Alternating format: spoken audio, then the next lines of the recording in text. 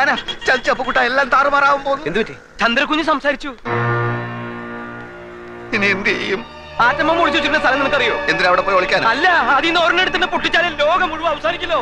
എന്റെ ദൈവമേ, ഞാനിനി അങ്ങോട്ട് പോവും. നിങ്ങൾ കണ്ടാ സംസാരിക്കും? കണ്ടില്ല, കേട്ടു. ഒരുപക്ഷെ അന്ന് കൈ പൊക്കിയതുപോലെ ഒരു വാക്കോ മറ്റോ മിണ്ടിയതാണെങ്കിലോ? അങ്ങനെയാണെങ്കിൽ രക്ഷപ്പെട്ട്. ഏതായാലും പോയി നോക്കാം. ഞാൻ പുറത്ത് നിൽക്കാം, നിങ്ങളകത്ത് പോയി നോക്ക്. സംഗതി കുഴപ്പമാണെങ്കിൽ ഞാൻ മുങ്ങും. എങ്ങോട്ട്? പാതാളത്തിലേക്ക്. ഒരു വഴി ഞാൻ കണ്ടുവച്ചിട്ടുണ്ട്.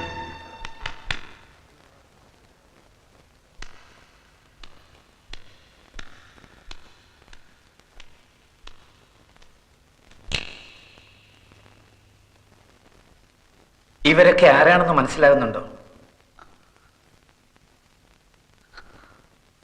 വല്യമ്മ,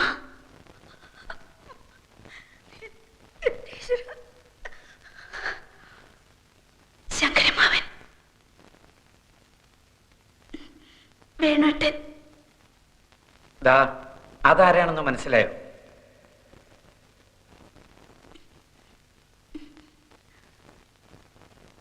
ഇരവി അങ്കിൾ. വർമാങ്കളും ആൽഫൊക്കെ ഇപ്പൊ വരും.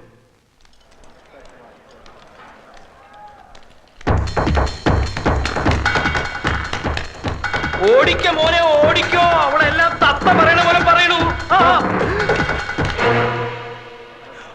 മോളെ കണ്ടില്ലേ? എനിക്കറിയാം, എക്സൈറ്റ്മെന്റ് കൊണ്ട് അവളെ കാണാൻ ബുദ്ധിമുട്ടുണ്ടാവും. എന്റെയും പ്രശ്നം അത് തന്നെയാ. വന്നാട്ടെ വന്നാട്ടെ.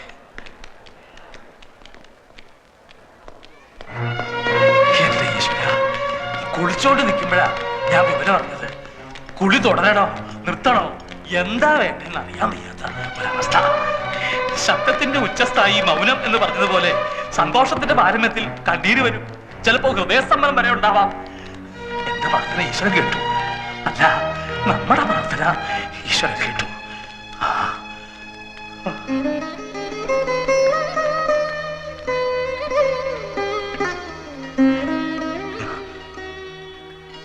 എന്തോരം നേർച്ചകളാണ് നടന്നത്.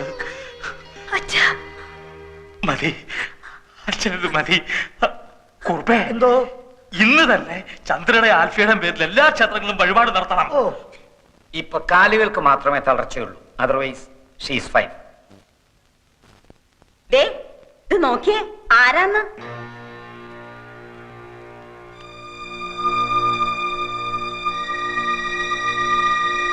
ആരാ?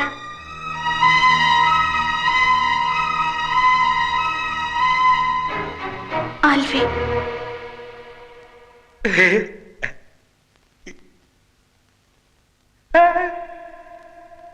ഇനി നമുക്കെല്ലാവർക്കും പുറത്തേക്കൊന്ന് ഇറങ്ങിക്കൊടുക്കാം. ഒരു 5 മിനിറ്റ് ആൽഫിക്കും ചന്ദ്രയ്ക്കും മാത്രമായിട്ട്. Of course.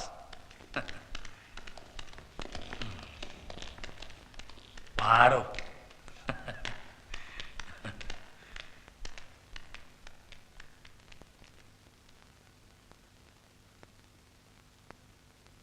എന്തിനാ എന്നെ രക്ഷിച്ച്?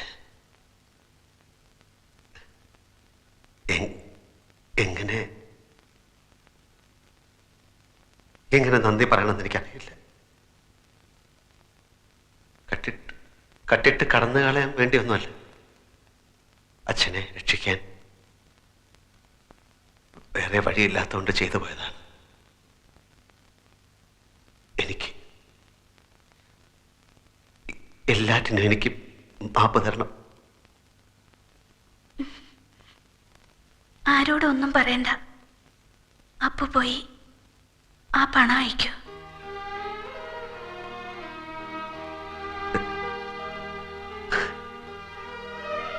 മറക്കില്ല ഞാൻ.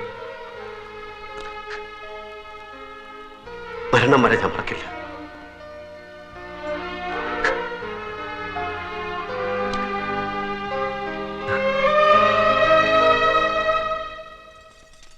ഇന്നലെ മയങ്ങുന്ന നേരം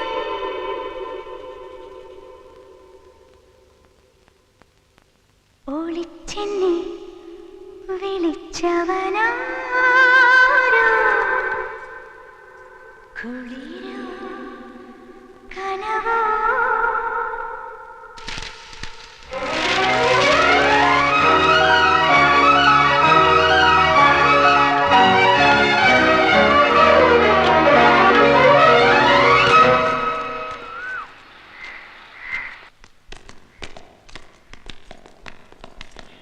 അമ്മാവാ അമ്മാവാ ആ, ഞാനൊരു സത്യം പറയാൻ പോവാണ്.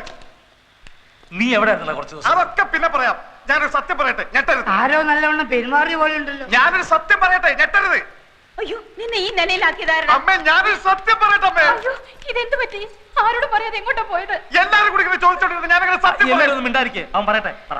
ഞെട്ടരുത്. ഞെട്ടില്ല. പക്ഷെ ഞെട്ടും. ഞെട്ടില്ല എന്ന് പറഞ്ഞില്ലേ? ആ ഞെട്ടി ഞെട്ടി. ഇവിടെ ആൽഫി എന്ന് പറഞ്ഞ് നടക്കുന്നവൻ ആൽഫി അല്ല, അപ്പക്കുട്ടനാണ്. കുറ്റിപ്പുറത്ത് ഗോവിന്ദൻ നായരുടെ മകൻ ചേരിൽ അപ്പക്കുട്ടൻ നായർ. തെളിവ് തരാം. അപ്പക്കുട്ടന്റെ പെങ്ങൾ സൗദാമിനി, അളിയൻ രവീന്ദ്രൻ നായർ. ഞെട്ടി, എല്ലാവരും ഞെട്ടി. ഞാൻ പറഞ്ഞില്ല ഞെട്ടരുത്. ഇതാണോ ഇത്ര വലിയ സത്യം? എന്നാൽ ഞാനൊരു സത്യം പറയാം. അപ്പക്കുട്ടൻ തന്നെയാണ് ആൽഫി.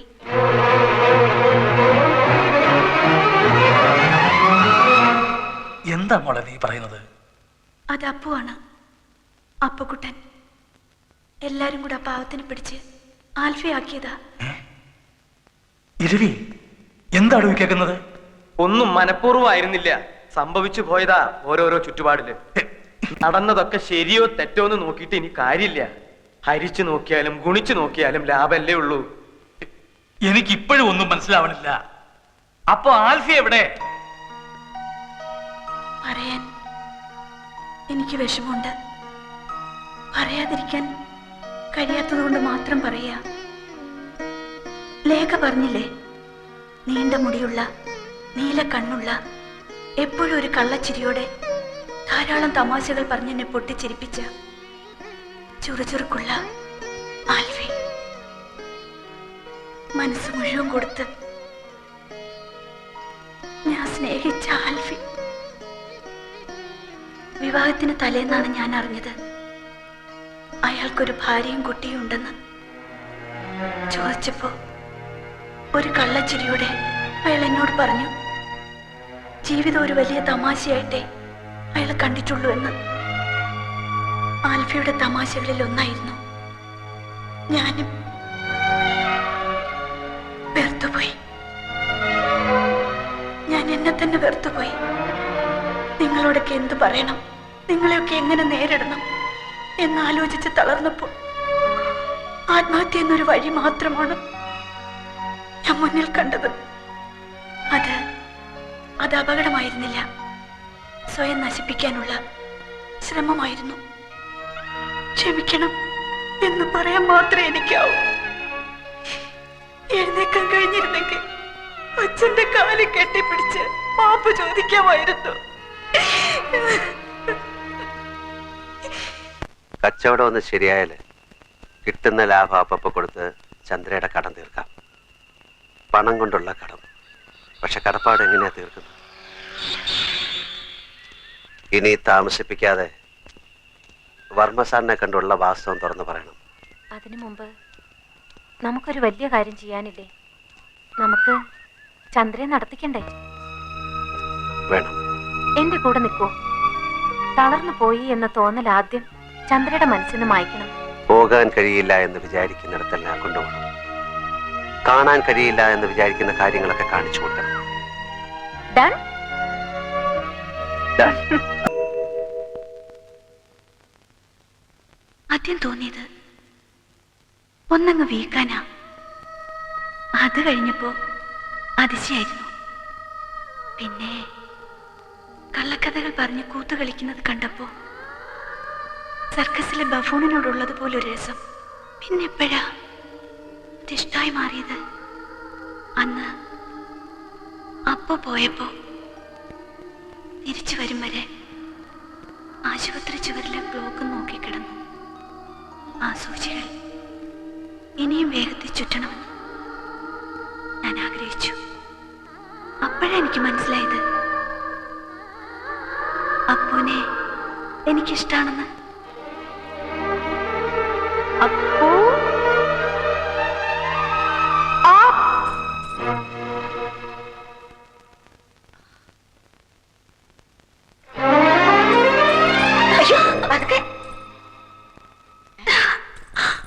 എന്ത് പറ്റി ഈ പെണ്ണിന്?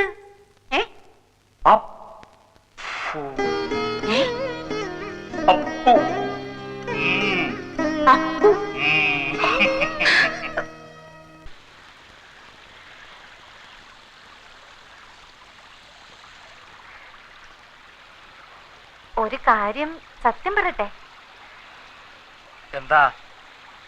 പപ്പ എപ്പോഴും നോക്കിക്കൊണ്ടിരിക്കാൻ നല്ല ശേല. ആ കണ്ണും മൂക്കും പൊടിക്കൊമ്പ മീശയും എല്ലാം കൂടെ ഒരു അരിസ്റ്റോക്രാറ്റിക് ലുക്ക് ഉണ്ട്. മതി മതി മതി മതി, വർണ്ണിച്ചത് മതി. എന്തോ കാര്യം സാധിക്കാനുണ്ടെന്ന് തോന്നുന്നു. എന്താ അത്, പറഞ്ഞോ. ഏയ് അങ്ങനെയൊന്നുമില്ല. പിന്നെ പിന്നെ കാര്യം പറഞ്ഞ കളിയാക്കരുത്. അപ്പൊ എന്തോ കുഴപ്പം പിടിച്ച കാര്യമാണല്ലോ. ആ എന്തായാലും പറഞ്ഞു പറഞ്ഞു. പിന്നെ എനിക്ക് നിനക്ക് പപ്പ വേണോ ഇത് അച്ഛനോട് പറയാൻ? നീ കാര്യം പറടാ കുട്ടാ. എനിക്ക് ഒരാളെ ഇഷ്ട. എന്നെ ആയിരിക്കും. അല്ല. എന്താ, എന്നെ എനിക്ക് ഇഷ്ടല്ലേ? ഇത് ആ ഇഷ്ടമല്ല, ഇത് വേറൊരു ഇഷ്ട. നിന്റെ ഇഷ്ടത്തിന്റെ ടൈപ്പൊക്കെ എനിക്ക് മനസ്സിലായി. കിടന്ന് തത്വവും പിത്തവും പറയാതെ നീ കാര്യം പറ. ഏത് വീരശൂര പരാക്രമിയാ എന്റെ കുട്ടന്റെ മനസ്സിൽ ചാടിക്കയറിയത്?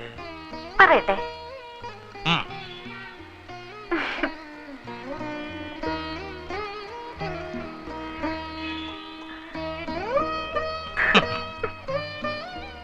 നിനക്കിഷ്ടപ്പെട്ടവൻ ഏത് മരക്കോന്തനായാലും ശരി, പപ്പായ്ക്ക് സമ്മതം. റെഡി? ആരാ പറ. അപ്പു.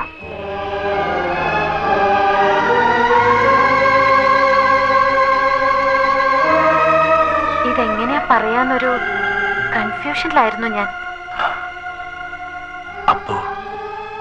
അപ്പുവിനിഷ്ടാണോ നിന്നെ?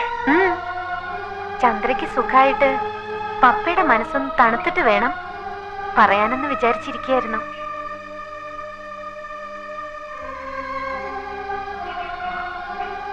ചന്ദ്രയ്ക്കറിയോ നിങ്ങൾ തമ്മിൽ ഇഷ്ടാണെന്ന്? ആർക്കും അറിയില്ല. ആദ്യം എല്ലാ കാര്യവും ഞാൻ പപ്പയോടല്ലേ പറയാ. പപ്പയല്ലേ ഇന്ന് വരെ എന്റെ എല്ലാ ആഗ്രഹവും സാധിച്ചു തന്നിരുന്നത്. ഇനി വേണം ചന്ദ്രയോട് പറയാൻ. എന്നിട്ട് പപ്പയും ചന്ദ്രയും കൂടെ വേണം ഇരവിക്കുട്ടി പിള്ളയുടെ ചെവിയില് ഈ മന്ത്രമോതാൻ. ചന്ദ്രയോട് ഞാൻ പറയട്ടെ? ഇപ്പൊ വേണ്ട. സാധാരണ കാര്യങ്ങൾ തീരുമാനിക്കുന്ന പോലല്ലോ ഇത്. ഇക്കാര്യം ആദ്യം പറയേണ്ടത് നിന്റെ അച്ഛനോടല്ലേ. ഞാൻ ഇരവി ഒന്ന് കാണട്ടെ. അവന്റെ മനസ്സിലിപ്പോ എന്താണെന്ന് അറിയണമല്ലോ. എന്നിട്ട് മതി വേറെ ആരോടെങ്കിലും പറയുന്നത്.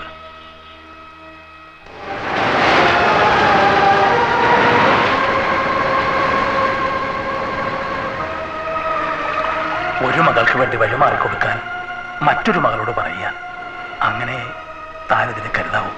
എന്നോട് ഇങ്ങനെ പറയണം? ക്രൂരമായ ഒന്നാണ് ഞാൻ ആവശ്യപ്പെടുന്നത്. ഇഷ്ടപ്പെട്ട പുരുഷനെ മറ്റൊരാൾക്ക് വേണ്ടി കൈവിടാൻ, മറക്കാൻ പാപമാണ് ഞാൻ ചെയ്യുന്നത്, എനിക്കറിയാം. പക്ഷേ വേറെ വഴിയില്ല ഇരവി. ഒരു തളർച്ചയിൽ നിന്ന് കര കയറിയതേ ഉള്ളൂ. ഇനി ഒന്നുകൂടെ താങ്ങാനുള്ള ശക്തി എൻ്റെ മൂക്കുണ്ടായെന്ന് വരില്ല. എനിക്കെല്ലാം മനസ്സിലാവുന്നുണ്ട്. ലേഖയോട് പറയാനുള്ള മനസ്സ്, ധൈര്യം ഒന്നും എനിക്കില്ല. ഉണ്ടെങ്കിലും ഞാൻ അതിനനുവദിക്കില്ല. കോയമ്പത്തൂർ ഗാന്ധിപുരത്ത് തെരുവില് വിശന്ന് തലചുറ്റി വീണ് കിടന്ന എന്നെ താങ്ങിയെടുത്ത് വാങ്ങിത്തന്ന ഇഡലിയുടെയും ചായയുടെയും കടം പോലും ഇനിയും ഞാൻ വീട്ടിട്ടില്ല. പക്ഷെ അതുകൊണ്ടല്ല ഇതെന്റെ മോളോട് പറയാൻ അനുവദിക്കില്ല എന്ന് പറഞ്ഞത്. എൻ്റെ മോളുടെ മുമ്പില് അവളുടെ ഈ പപ്പ വളരെ വലിയൊരു മനുഷ്യനാണ്. ഈശ്വരനൊപ്പമാ അവളുടെ മനസ്സിൽ അവൾ പപ്പയെ ഇരുത്തിയിരിക്കുന്നത്. അങ്ങനെ ഒരു മനുഷ്യൻ അവളുടെ മുമ്പില് ഇങ്ങനെ ഒരു കാര്യത്തിന് വേണ്ടി തല താഴ്ത്തുക, ഇതിൽ പരം എന്ത് വേദനയാ എൻ്റെ കുട്ടിക്ക് ഉണ്ടാവാനുള്ളത്? എല്ലാം എന്നെ ഏൽപ്പിച്ചിട്ട് ചന്ദ്രകുഞ്ഞിന്റെ വിവാഹം തീരുമാനിച്ചോളൂ. ഇരവി, തന്നെ ഞാനൊന്ന് തൊഴുതോട്ടെ.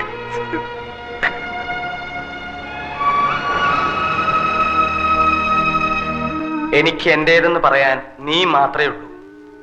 ഒരു കളിവാക്ക് പോലും പറഞ്ഞ് നിന്നെ ഞാൻ ഇതുവരെ നോവിച്ചിട്ടില്ല. പക്ഷേ ഇപ്പൊ എനിക്കിത് പറഞ്ഞേ തീരൂ. മോളെല്ലാം മറക്കണം. എല്ലാം ഞാൻ അവരോട് കൈ നീട്ടി വാങ്ങിയിട്ടേ ഉള്ളൂ. ഒന്നും തിരിച്ചു കൊടുക്കാൻ സാധിച്ചിട്ടില്ല. നിനക്കെങ്കിലും അതിന് കഴിയണം. എന്റെ മോള് നന്ദികേട് കാണിക്കില്ല എന്ന് ഞാൻ വാക്ക് കൊടുത്തു. അത് പാലിക്കണം.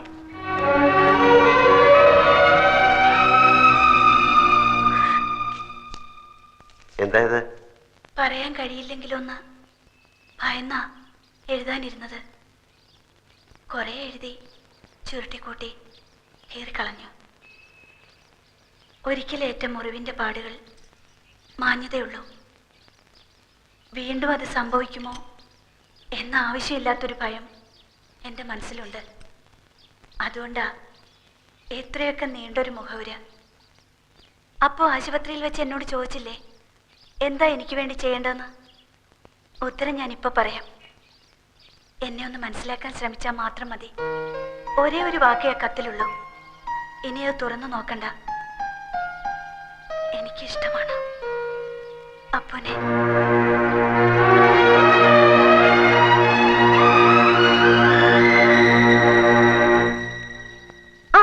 അപ്പു എപ്പോഴാ വന്നേ? എനിക്കൊരു കാര്യം പറയാനുണ്ട്.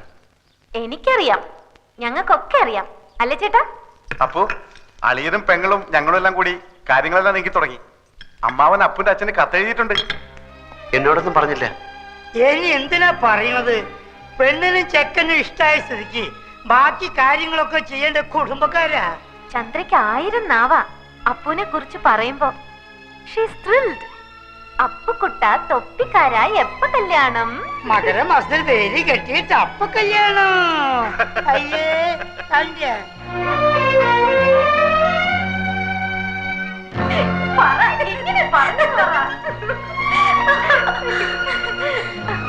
പറയാ.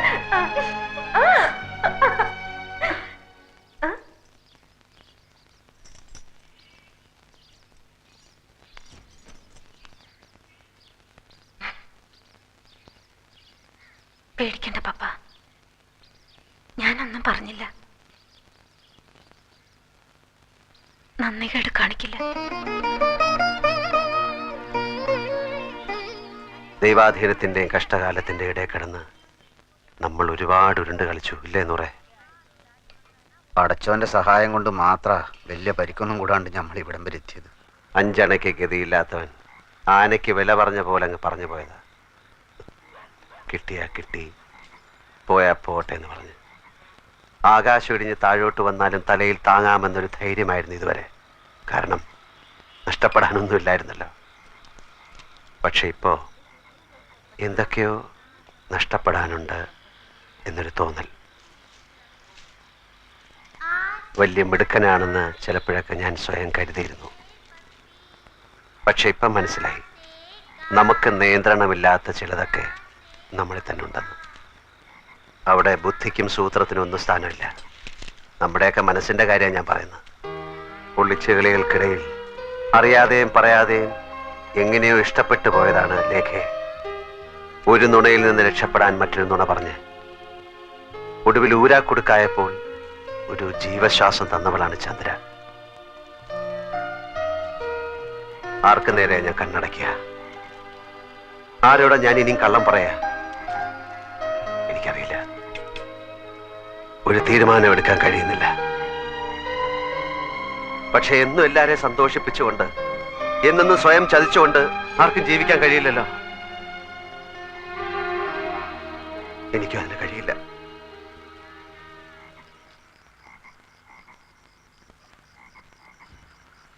പപ്പ, ഞാൻ പോവാ.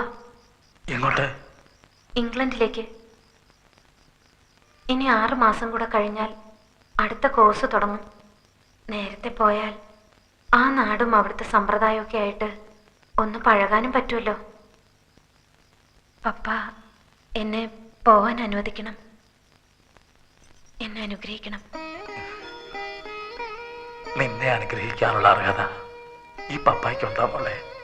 എൻ്റെ അച്ഛനേക്കാൾ ശാസിക്കാനും ശിക്ഷിക്കാനും അനുഗ്രഹിക്കാനും ഒക്കെ അർഹതയും അവകാശമുള്ളത് എൻ്റെ പപ്പയ്ക്കല്ലേ? എന്റെ മോക്ക് നല്ലതേ വരും. ആരോടും യാത്ര പറയാനൊന്നും ഞാൻ നിൽക്കുന്നില്ല. ആ ജോലി അച്ഛനെ ഏൽപ്പിക്കുകയാണ്. എന്റെ മോള് ഒരുപാട് സങ്കടപ്പെടുന്നുണ്ടല്ലേ? ഏയ്, എന്തിന്? ഉള്ളു മുഴുവൻ വിങ്ങിപ്പൊട്ടിയിട്ട് മുഖത്തൊരു ചിരിയും തേച്ച് പിടിപ്പിച്ച് നടക്കണം നിന്നെ കാണാൻ അച്ഛന് വയ്യ. ഒന്ന് കരഞ്ഞൂടെ നിനക്ക്, ആരും കാണാതെ?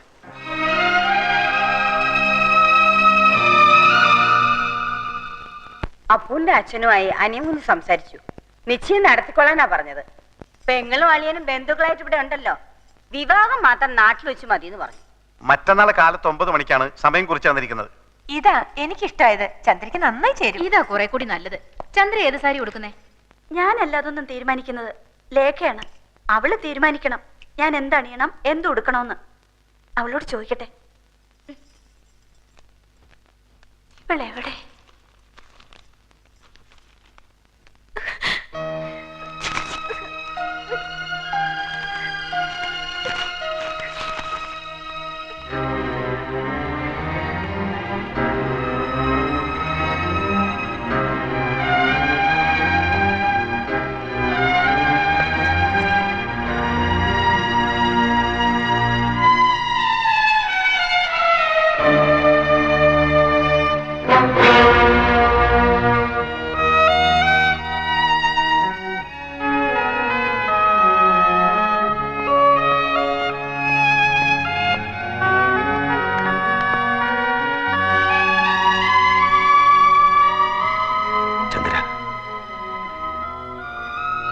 എന്നെ ശപിക്കരുത്. എനിക്ക് വേണ്ട, മതി. ഞാൻ അങ്ങോട്ട് വരികയായിരുന്നു. ഇനിയൊന്നും എന്നോട് പറയരുത്, പറഞ്ഞു കൂടുതൽ നോവിക്കരുത്. സ്നേഹിച്ചവരെ പിരിയുന്നതിന്റെ വേദന എനിക്കറിയാം. ഒരിക്കൽ അനുഭവിച്ചവളാണ്. അന്ന് ഞാൻ പ്രാർത്ഥിച്ചിരുന്നു മറ്റൊരാൾക്ക് ഈ അനുഭവം ഉണ്ടാവരുതെന്ന്. അത്ര വലിയ പാപമൊന്നും ചെയ്തിട്ടില്ലാത്തത് കൊണ്ടാവാം വൈകും മുമ്പ് പ്രായശ്ചിത്തം ചെയ്യാനുള്ള അവസരം ഈശ്വരൻ എനിക്ക് തന്നത്. നിറഞ്ഞ മനസ്സോടെയാണ് ഞാൻ പറയുന്നത്. അപ്പൊ ലേഖയുടേതാണ്, ചന്ദ്രയുടേതല്ല. അപ്പൊ എന്റെ കൂടെ വരൂ.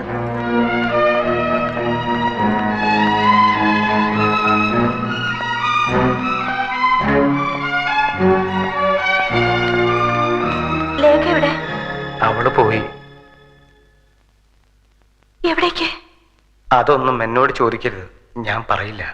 യാത്ര ചോദിക്കാനുള്ള ധൈര്യം ഇല്ലാതിരുന്നുകൊണ്ട് എല്ലാവർക്കും ഇങ്ങനെ ഓരോ കുറിപ്പ് എന്നെ ഏൽപ്പിച്ചിട്ട് അവള് പോയി.